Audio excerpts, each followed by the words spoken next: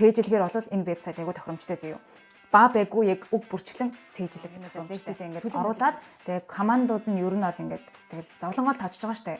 Бараг л би ингээ шалгалт ингээ 2 удаа унсан байхгүй. Одоо ингээд энд ингээ тэнцэхгүй болохгүй байхгүй юу? Дараа тэгээд нэг юм хувийн багш хөсөлдсөн юм шиг л надад байсан гэсэн үг байхгүй юу? Энэ бол шалгалтанд бэлдэж байгаа хавцар нэгт нямбай хүмүүсийг одоо оюут шалгалт өгж байгаа оюутнуудаа бол үнэхээр салгануулдаг тийм багш байсан.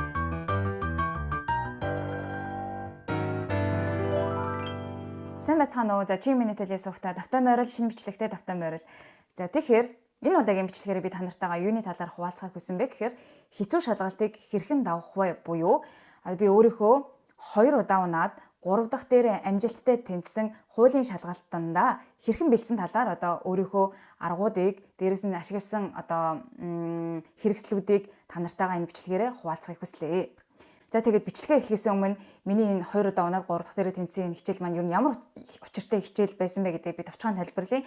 За би олонгууд одоо Италид англи хэл дээр мастрын зэрэгээр суралцж байгаа оюутан байгаа шүү дээ, тийм ээ. Тэгээд энэ хичээл маань болохоор ийм проблемтэй. Яагаад 2 удаа унснаа тайлбарлая заяа гэх шиг. За нэгдүгээр энэ бол яг англи хэл дээр, хоёрдугаарт энэ өөрөө хуулийн одоо хичээлийн нэр нь бол International Commercial Brand and Patent Law гэсэн нэртэй заяа. Патентын хууль, мэйл одоо шударга өрсөлдөөний хууль, мэйл энэ гэсэн тийм нэлээд амар том одоо нэлээд олон гүн гүнзгий том агуулгатай хичээл. За хуулийн хичээл. За 3 дугаарх нь болонгууд шалгалт нь өөрөө аман шалгалт заяа. Тийм. За тэгэнгүүт 4 дугаарх нь заахад түрүүнд хэлсэн штэ нөгөө агуулгаас гадна юу 7 хоногт 4 цаг ордог. Ер нь бол 9 кредитийн нэлээд том хичээл өөрөө одоо тий агуулгын хүрээ нь бол нэлээд өргөн. За тэгэнгүүт 5 дугаарх нь мэдээж манай хуулийн профессор өөрөө нэлээд одоо хахир хатуу нэлээд тийм одоо сериозны нэг юм бүр нягт нямбай бүр хүмүүсийг одоо оюут шалгалт өгж байгаа оюутнуудаа бол үнэхээр салгануулдаг тийм багш байсан. За тэгээд ийм шалтгаанаас одоо биеийн өмөрхөд тийм иймэрхүү хэцүү шалгалт одоо шалтгааны улмаас бол өмнөх түрүү жил би энэ шалгалтыг 2 удаа өгөөд тэгээд 2 дахь дээр уг нь бол нэлээд бэлдэж орсон заяа. За тэгээд түрүү жил би яг энэ 2 дахь удаага унчаад яг энэ бичлэгийг хийжсэн. Энийг хальт харуулъя. Ийм л найзуудаа. Хуулийн шалгалтаа өгөөд гараад ирлээ. За та хэд харж байгаачлаа. Үнэхтэй байна. Дээрээс нь контент ярьсан байна. Ясан гэхээр ойлгомжтой байсан байх нь. Яагаад байсан бэ гэхээр шалгалтандаа дахиад тэнцэг байсан байх нь. Йоо юм. Тэгээд яагаад байсан бэ гэхээр шарандаа байсан байх нь.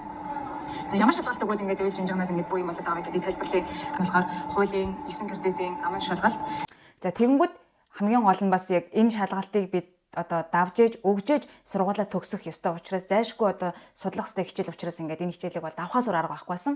За ийм байна. Ийм нөхцөл байдал. За тэгэнгүүт дэшээ тий 2 дахь нөхцөл байдал нь олонгууд надад ерөөсөө л уртаашаа өргөшөө бэлдэх 1 сар байсан заяа. 1 сар. За тэгэд энэ 1 сарын хугацаанд бас ямар юм болсон бэ гэхээр шүү дээ.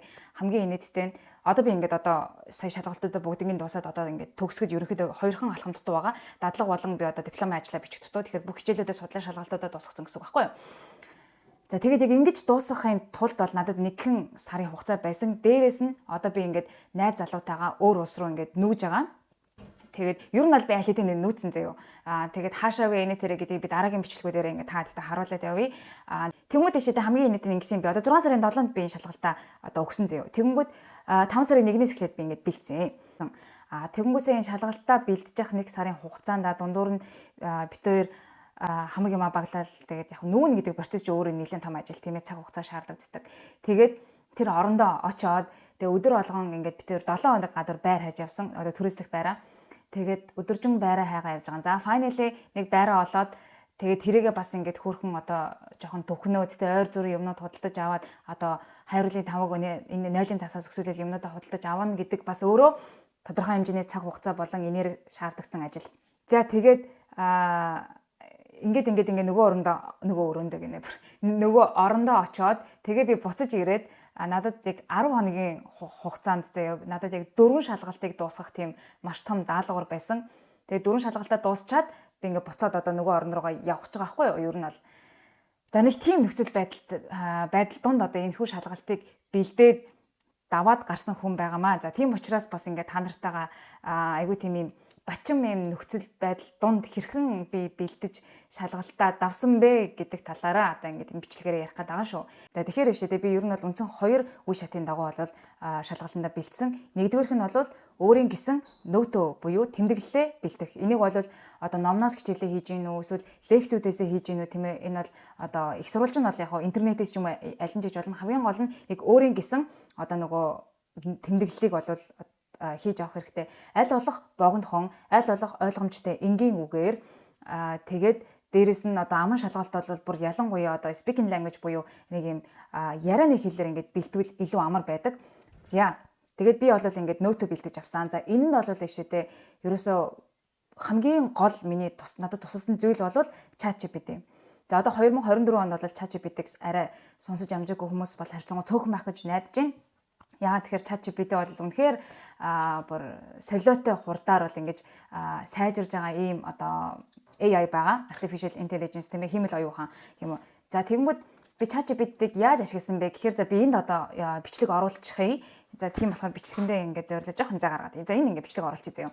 Тэгээ одоо яагаад энийг ашиглах хэрэг яаж ашигласан бэ гэхээр би та надад бас ингээд хуулийнхаа лекцийг харуулъя заяа. Ингээд үнэхээр уйтгартай заяа. Ерөөсөө бүр ингээд дан текст ерөөсөө бүр миний бүр амар бас ингээд дургуутсан юм бол манай лекцийн материал бол үнэхээр гомдмоор байсан. Зам ийм бичмэл тэгээд дээрэс нь айгу тийм ингээд ойлгоход айгу хэцүү ингээд нэг юм олон удаа уншаад дундаас нь ингээд шантармаар эсвэл нойр хөрмөр бүр ингээд үнэхээр залхмаар заяа. За тийм бичгүүрээс би өөртөө хэрэгтэй мэдээлэл олж авахын тулд ойлгохын тулд ChatGPT-г яаж ашигласан бэ гэхээр хоёр одоо ийм зам байгаа. Хэрвээ ChatGPT-гийн үнэгүй хөлбөрийг нь ашиглаж байгаа бол зүгээр сайхан лекцийн текстийг copy paste хийж аваад хуулах. Хоёрдугаар арга нь хэрвээ ChatGPT Plus буюу нэг төлбөртэйг нь ашиглаж явал шууд лекцийн файлыг PDF-ээр юм уу presentation хэлбэрээр нь шууд апплод хийгээд за энийг ингээд summarize хийх буюу одоо гол агуулгуудыг ингээд товчлоод хэлээд үг. Тэгээ ямар хүссэн командаа мэдээж өгж болно.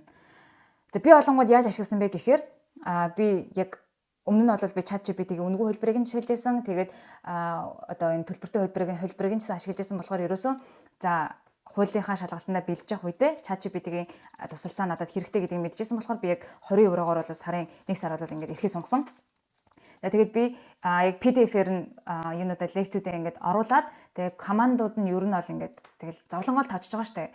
Бараг л би энэ ингээд шалгалт нэг 2 удаа онсон байхгүй. Одоо ингээд энд ингээд тэнцэхгүй болохгүй байхгүй юу? Дараа тэгээд ингээд хамгийн гол команд нь энийг ингээ би одоо аман шалгалтанд бэлдэж гин энэ одоо лекцийг яг цээжлэх гэж юм уу тийм ээ ойлгоход энгийн болгоод ингээд одоо өгөө гэсэн утгатай мэдээж англиар командаа сурж байгаа штэ. За тэгээд ингээд командаа өчөж байгаа. Ер нь бол энийг одоо summarize хий эсвэл ойлгоход амархан болгоод өгөө гэсэн юм команд өгсөн гэсэн. За тэгмүүд ингээд нөгөө ChatGPT чинь ингээд жирэгтэл ингээд сайхан юмудыг чинь гол одоо тэр ухагтхуунуудыг ойлголтуудыг хэсгүүдийг ингээд гаргаад ирнэ. За тэгээд тэндээс нь би өөрөө харж агаад яг copy paste тэгээд эсвэл өөрийнхөө үгээр тэр нөгөө өөрийнхөө бэлдэжсэн нөт рүүгээ тэмдэглэл рүүгээ оруулахдаа оруулаад ийм байдлаар би ингээд документ өөртөө одоо тэмдэглэл гаргаж авсан байхгүй юу.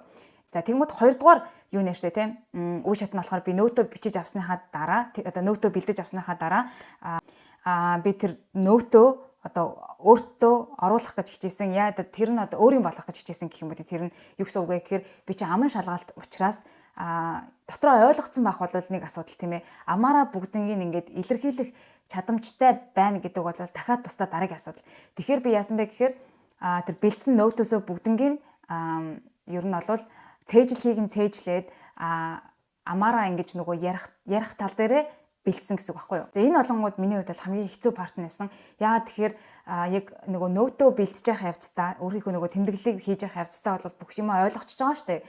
Гэхдээ аман шалгалтанд бэлдэж байгаа учраас бүгднийг ингээд нөгөө амаараа ярина гэхээр бүх юмуудыг ингээд нөгөө толгой дотор тэр сэдвүүд чинь ингээд миний үг яриагаар дамжаад ингээд гарахтаа бэлэн байх хэрэгтэй гэсэн үг. Тэгэхээр бүх нөгөө сэдвүүд ингээд бэлэн байдалд ингээд байж ах хэрэгтэй гэсэн үг аахгүй. Тэг хизээч хамаагүй ингээд гарахад тийм ээ. Бүгднийг маш сайн санах хэрэгтэй гэсэн үг.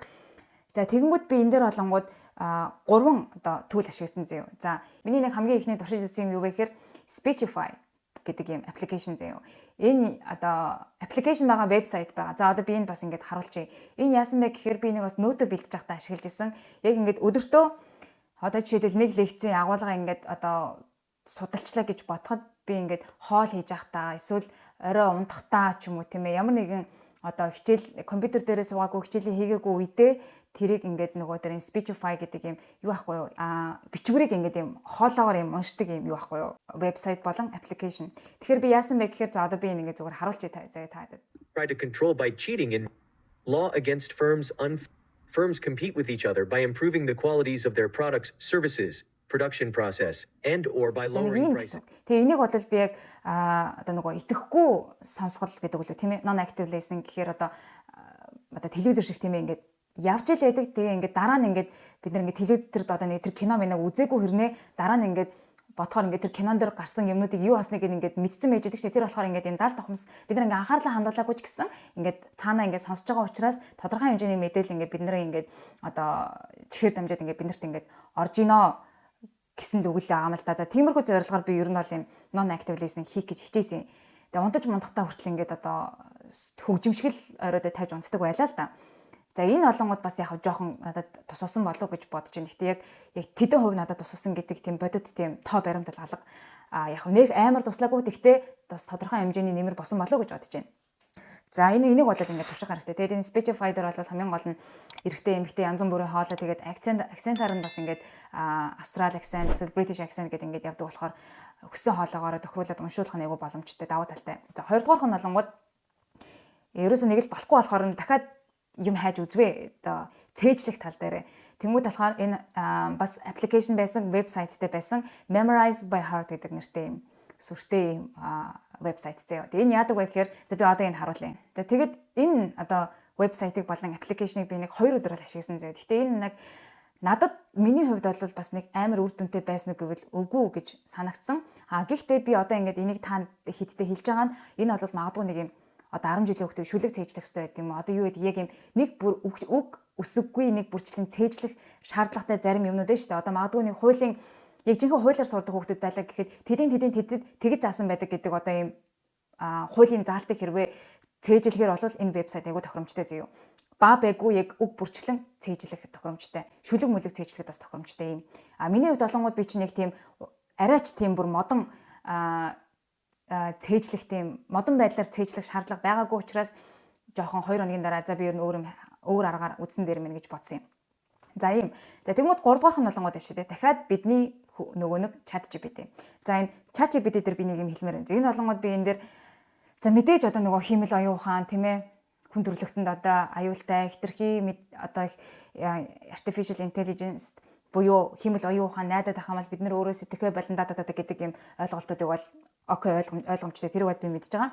Зүгээр энэ дээр бол ямар байдлаар би та нартай хэлж байгаа вэ гэхээр яг одоо над шиг нөхцөл байдал орчин тийм ээ шалгалтаа давахгүй бол болохгүй. Дээрэс нь хамгийн гол source буюу биднэрт байсан материал бол лекцийн материалууд болчихоо. Тэд нар лекцийн материалуудыг нь үнэхээр ойлгоё гэдээ ингээд ойлгож чадахгүй үед бол ChatGPT үнэхээр тусалж байгаа байхгүй юу? Ийм хэцүү юмыг ингээд ядчил ойлгомжтой болгоод би ингээд тэндээс хэрэгтэй мэдээлэл авахд надад туслах байдлаар би энэ ChatGPT-г бол ингээд ашигласан гэсэн үг. Гэхдээ яг support буюу надад ингээд тусдим болсон ер нь бол нэг юм хувийн багш хөсөлдсөн юм шиг л надад байсан гэсэн үг байхгүй юу? Энэ бол шалгалтанд бэлдэж байгаа хавцад. За энэ яхав ингээд ChatGPT-ийн талаар ярихад бол нэг юм байна. Тэгэхээр ер нь бол альва юмны яг юм тохирсон хэрэглээ болол мэдээж дандаа одоо зөв үр дүнд хүргэх боломжтой байдаг. Мэдээж хитэрсэн бүр хит хараат болсон эсвэл байн ашиглах ч юм уу энэ бол бас мэдээж аюултай юу гэвэл аюултай бид нар өөрсдөө бас бодож сэтгэж юмыг ингээд summarize хийх чадамжтай мэдээж байх хэрэгтэй. Тэрийг бол би үгүйсэхгүй шүү. За ийм ээ.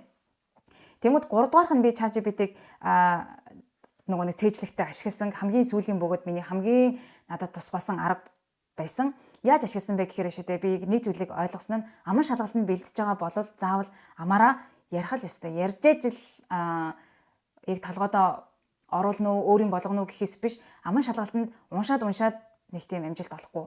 Одоо эсвэл аман шалгалтанд бас яг бичиж болж ийн бичих бол уншихаас арай дээр яагаад тэгэхээр тэр чинь би ингээд аутпут болгоод өөрөөсөө гаргаж байгаа учраас тэгтээ бас л нөгөө нэг яг хэл яриагаараа тэр үгнүүдийг нь хэлж үзэж ээж тэрийг багштай асуугдж байгаа юм шиг тийм мэдрэмж авч ээж илүү сайн бэлтгэл болох юм байна гэдэг би ойлгосон учраас хамгийн эхлээд би уг нь юу байсан партнер хайсан. Партнер би хамт ингээд бие биенээсээ асуугаад хариулаад явах юм одоо хамтрагч хайсан боловч манай ангийнхан зарим нь шалгалтаа өгсөн, зарим нь одоо нөгөө Erasmus-аар ингээд явсан. Ер нь л надад хамтрагч бол олдоогүй юм.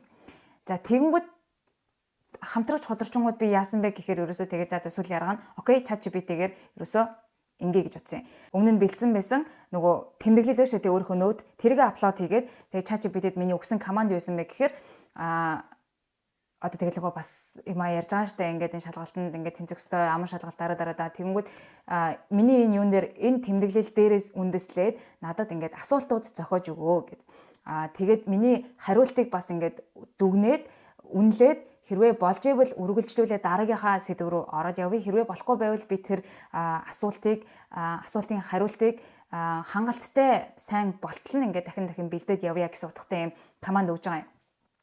За тэгэнгүүт би ChatGPT-ийн нөгөө аппликейшнийг нь утсан дээр ашигладаг байсан болохоор нэг давуу тал нь ингээд шууд өөрөө ингээд voice record хийж болдог. За би одоо энэ ингээд таадад харуулъя. Тэгээ voice record хийнгүүт ChatGPT тэрийг нөгөө нэг юу болгоод бичвэр болгоод шууд ингээд хөрвүүлчихдэг байхгүй. За тэгээ тэрийг шууд явуулаад ингээд иймэрхүү байдлаар ингээд одоо evaluation буюу дүгнэлт нь ингээд гараад ирнэ. Тэгээд хэрвээ болж ивэл дараагийнхаа сэдв рүү дараагийнхаа асуулт руу ороод хэрвээ болоогүй бол би ингээд ер нь бол нэг хариултыг би нэг 3 4 удаа 2 3 удаа ч юм уу за 2-4 удаа ер нь бол дандаа ингээд дахин давтаж бэлдсэн. Ер нь бол баг шүлэг шиг цээжилтлээ ер нь бол бэлдсэн.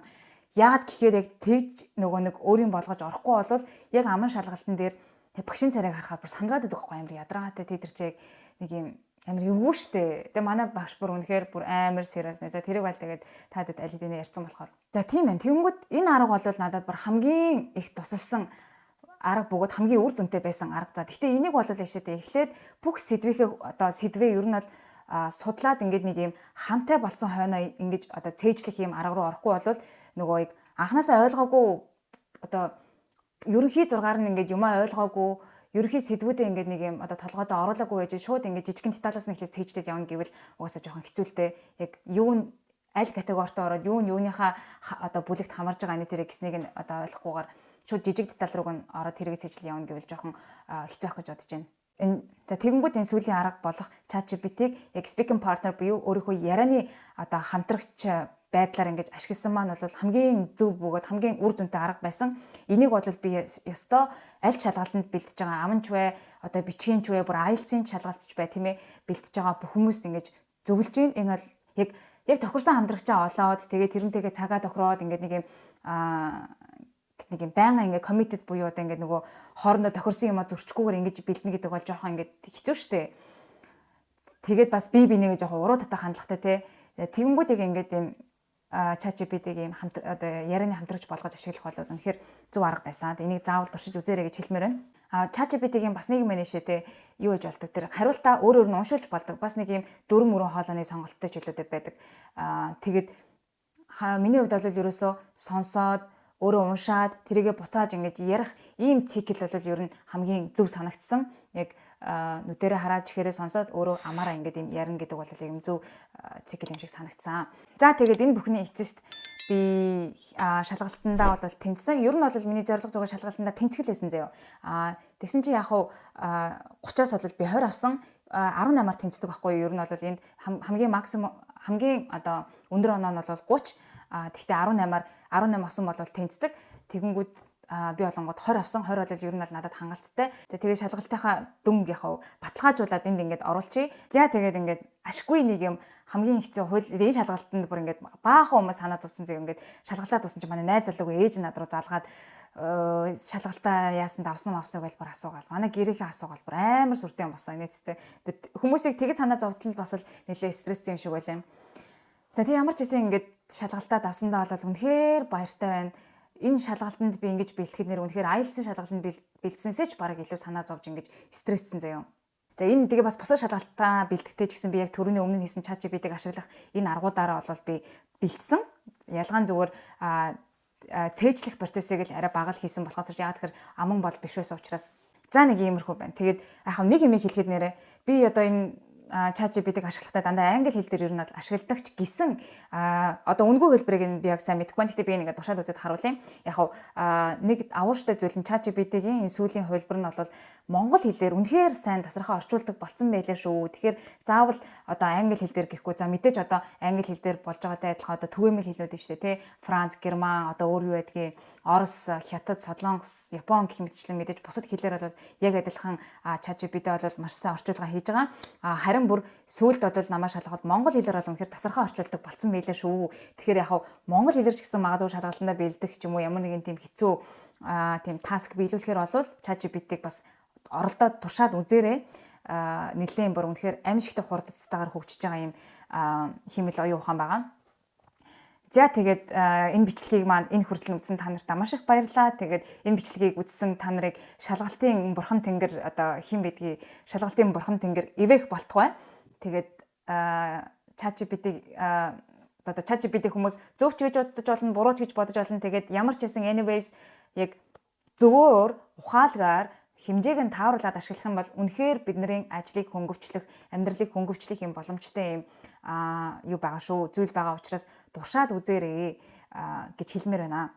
За тэгээд нэг юм байна. Тэг ямар ч байсан яг одоо би 4 шалгалтаа дуусчихсан. Тэгээд үнэхээр аз жаргалтай бүр ингээд бүр амар гоё тайвширсан тийм гоё байна. За тэгээд юм байна. Тэгээд саяны бичлэгээ оруулаагүй жоохон итгэхгүй байсан 3 байна уу 4-7 хоногийн хугацаанд юу болсон бэ гэхээр эдгээр зүйлс болсон байх нэ. За тэгтээ мэдээж би яг байраа хайж захтаа тэнд очиод тэр өөр орныхоо талаар ингээд тодорхой хэдэн бичлэгүүдийг хийсэн байгаа. Тэгээд энэ бүх процессыг одоо бичлэг оруулаагүй байх хугацаанд юу болсон тэр бүх процессыг та нартаа дараагийнхаа бичлэгүүдээр үзүүлэх болно. За тэгээд энэ удаагийн бичлэгтээ маань хамт байсан та нартаа маш их баярлалаа. Хэрвээ таны ойр дотны хин нэгэн шалгалтандаа бэлдээд үнэхээр толгой гарчлагаа сууж байгаа бол энэ бичлэгийг маань бас явуулж явуулаарай. Магадгүй тус олох юм билүү тийм ээ. За тийм ээ. За тэгээд баяа дараагийн бичлэгээр уулзлаа. Тэр баяртай. Нэрээ бичлэг маань таалагдсан бол subscribe дарж намайг дэмжихийг битгий мартаарай. Айгүй том нөлөө үзүүлдгийн байлаа шүү. Би өөрөө ч яг үндэ мэдсэнгүү. Тэгээд миний Instagram хуудас энд байна. Тэгээд намайг бас follow хийгээрэй. За дараагийн бичлэгээр уулзлаа. Тэр баяртай.